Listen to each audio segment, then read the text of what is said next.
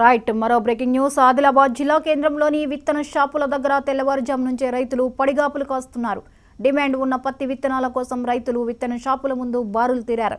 షాపులు తెరవక ముందే విత్తన ప్యాకెట్ల కోసం క్యూ లైన్లు కట్టి నిరీక్షిస్తున్నారు.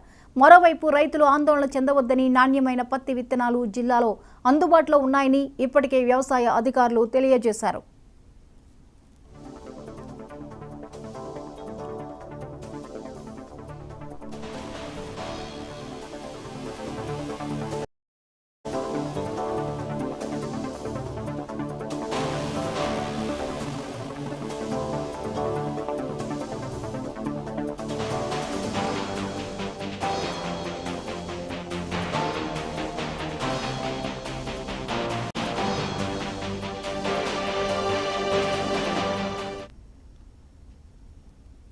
రంగారెడ్డి జిల్లా గండిపేట మండలం బండ్లగూడ జాగీర్